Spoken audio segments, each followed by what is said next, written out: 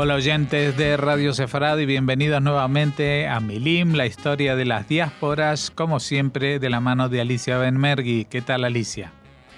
Muy bien, trabajando siempre en estos temas que son tan interesantes. Temas que por otra parte muchos de ellos están publicados en artículos en la página www.milimcultural.com.ar y de los cuales también pueden leer artículos cada 2 semanas recibiendo un newsletter en su correo electrónico, suscribiéndose de forma gratuita a través de cultural@arnet.com.ar.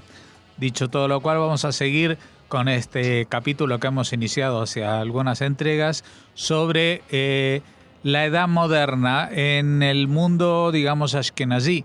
Habíamos hablado ya de varias situaciones, especialmente en torno a la guerra de los 30 años, y hoy seguiremos ahondando en nuevos aspectos de esta integración de los judíos en la sociedad europea. Tal cual. Las últimas veces nosotros hablamos de los poderosos, de los ricos, de los que intervinieron, de los que eran ashkenazim y de los que eran sefaradim, todo lo que esto significó.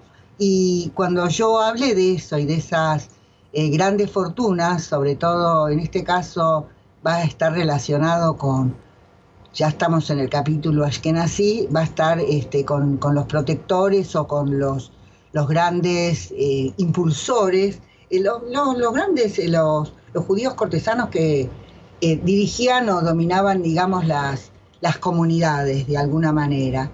Y porque lentamente nos vamos a ir aproximándonos al tema de la escalada, pero antes de eso yo quiero contar otras cosas que me parece que no son tan conocidas y que tienen que ver con historias tal vez más pequeñas, o no sé si está bien que diga más pequeñas, pero tiene que ver, por ejemplo, con la historia de una comunidad que fue la de Sulzbach, supongo que se dice en alemán Sulzbach, que estaba en el Palatinado y en la Baviera católica. Cuando terminó la guerra de los 30 años, en 1652, llegaron a una especie de pacto entre protestantes y católicos. Y de acuerdo a eso, las mismas iglesias podían ser usadas o por católicos o por protestantes. Habitualmente todos sabemos que Baviera formaron parte de los estados católicos en Alemania. Y ahí había un duque que estaba medio fundido, como estaban gran parte de la nobleza esta fundida o destruida o muy venida a menos por el significado de esta guerra. Y entonces necesitaban de los aportes que representaban los impuestos que les cobraban a los judíos. Así que Sulzbach, duque, los deja a los judíos establecerse ahí. Y entonces acá se va a establecer una comunidad en 1666, 300 años después de haber sido destruida y los judíos de esta ciudad expulsados.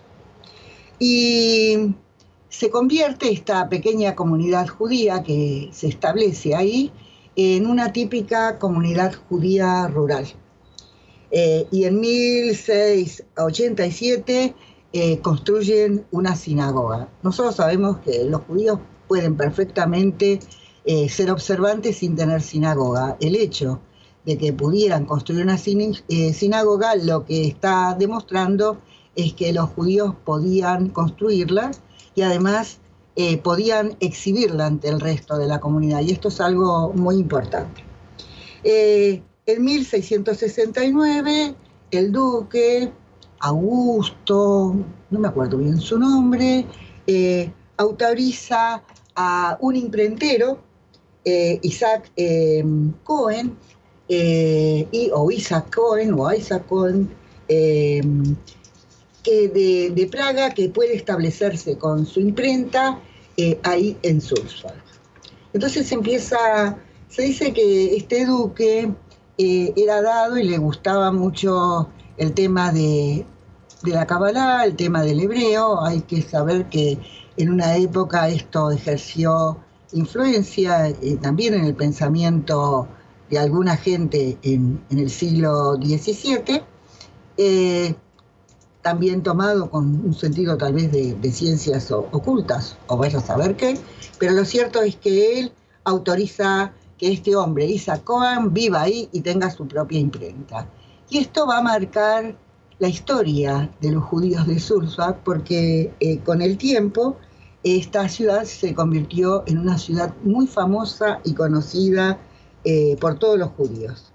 Y fue porque allí se imprimieron Sidurim. Sidurim, para los que no lo saben, son los libros de rezos, los Maxorim. Maxor es el libro que se lee para la festividad de Rosh Hashanah, y el Talmud.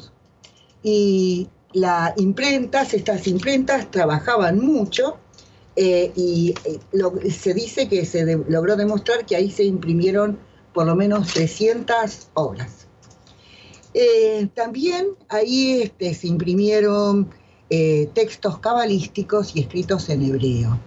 Y hay que pensar en toda esta cuestión de la imprenta, porque la imprenta para los judíos fue extremadamente importante. A través de estos textos divulgaban sus conocimientos, se comunicaban entre sí, y esto fue hecho bastante tempranamente. Bueno, se dice que para 1851 hay una especie de juicio, de problema que termina con la última imprenta que había ahí, o imprenta o editorial, no sé cómo se llama, que creo que eran los Arnhem, no estoy segura. Para la próxima vez te lo voy a contar, porque tengo curiosidad por saber si estos fueron los originarios que después se van a Viena y se hacen tan ricas. Con los judíos nunca se sabe por los lugares donde andaban. Y esta ciudad tuvo otra característica muy interesante. El hecho es que participaban mujeres en estas tareas de edición de los libros. Y entonces, si estoy contando esta historia, la estoy contando porque me parece que hablar de las mujeres, a pesar de que no se habla mucho de las mujeres en la historia de los judíos, pero hay esta historia de donde aparecen estas mujeres habiendo editado libros. Yo no sé cuál sería la palabra que se podría usar. Ahora, ¿serían linotipistas? ¿Eran las que armaban los tipos? Porque eran...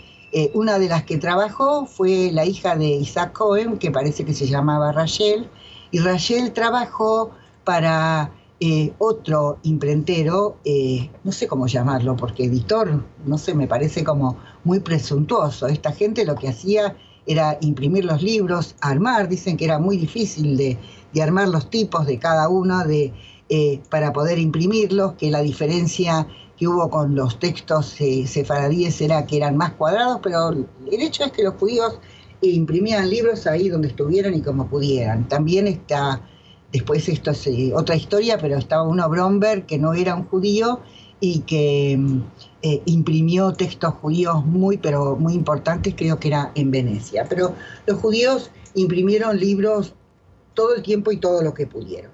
Y entonces se cuenta que entre 1455 y 1500 hay muestras y testimonios que demuestran que más de 200 mujeres habían participado en esta tarea de imprimir los libros, de imprimirlos y editarlos, porque de alguna manera o eso está contado o hay algún comentario en estos libros.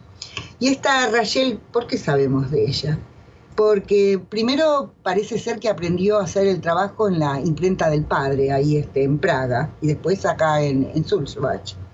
Y después que hay, ella cuando trabaja para Moses Bloch, que la llama y le ofrece trabajo, ella imprimió un libro que se llamaba Jobot Levatot.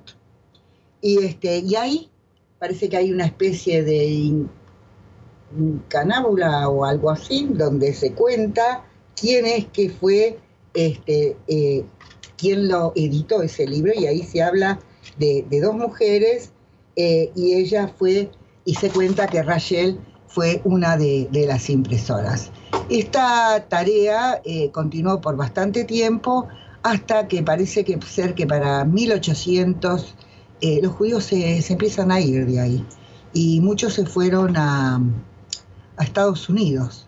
Se dice que el último de los libros se editó creo que para 1850 y que también en otro momento histórico hubo toda una cuestión jurídica y toda una gran pelea con los judíos de Ámsterdam, que también imprimían y editaban libros. Pero esta fue una tarea a la que se dedicaron los judíos con mucho entusiasmo y uno puede ver estos textos editados, así que si vas a tener ganas podés buscar alguno de estos para mostrarlos ahí. A mí eso es un tema que me fascina porque esto es pensar de todo lo que significó esta tarea de impresión y todo lo que llegó hasta nuestros días. También el tema del misticismo y el tema de la Cábala fueron temas que fueron impresos en esos libros y llegaron al uso de la gente común y corriente. Cuando tengo un momento más para seguir. Bueno, yo lo que quiero decir es que nosotros la vez pasada hablábamos o hace bastante tiempo, de Gittel. No era Gittel, pero bueno, de Amel. Pensando en Gittel, pensé en mi mamá que también era Gittel en Yiddish. Y ella era esa judía que en la Edad Media, no en la Edad Media, porque es en la Edad Moderna, es la que escribe su libro de memorias. Y entonces es usado por muchas razones para entender cómo vivía esa gente, qué era lo que les pasaba, y además parte de la historia de las mujeres, y de las mujeres judías, porque nadie escribió sobre Glickel. El libro, no sé por qué dije Glickel, es Glickel, el nombre es Glickel de Amel.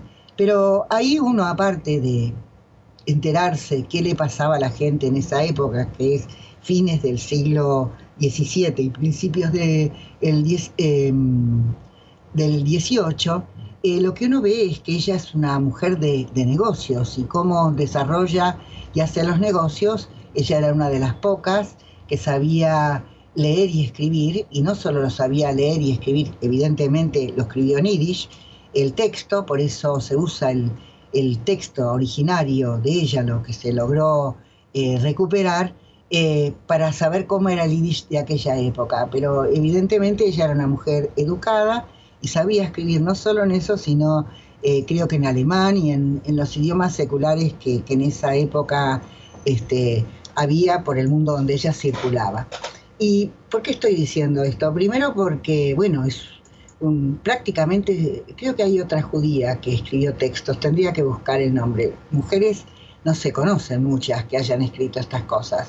Y no solo entre el mundo judío, en el mundo no judío también. Las mujeres no eran educadas para leer y escribir. Ella fue una cosa bastante insólita. Cada vez que pienso, tenía 14 años cuando se casó con el marido, y ella ya cuando se va a vivir con él, ella ya sabía leer y escribir, tenía una educación religiosa y secular importante. Pero el tema tiene que ver con qué cosas, estoy hablando de los Ashkenazim en este caso, de las funciones que cumplían las mujeres.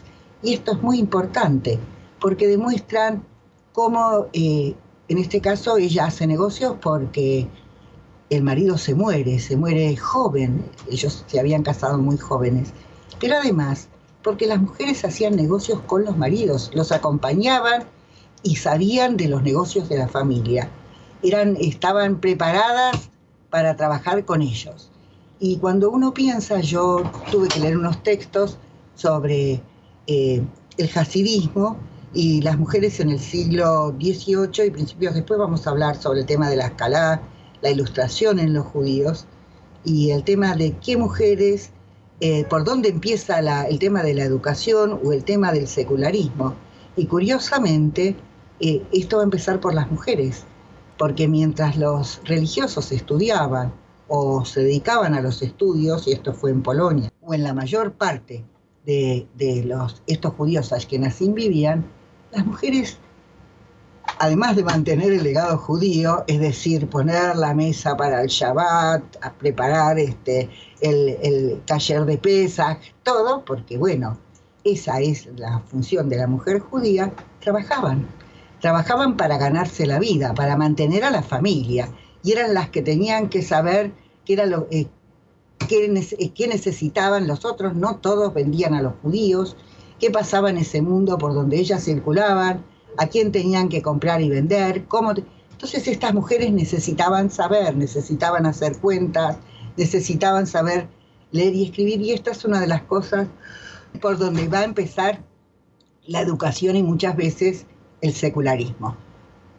Bueno, nosotros acá estamos culminando, no, estamos a principios del otoño, pero bueno, a mí me afecta un poco el tema del cambio de estación. ¿Algo más necesitas que terminemos o lo que dejamos aquí?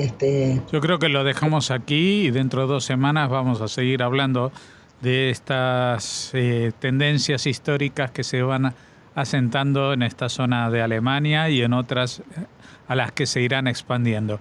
Muchas gracias.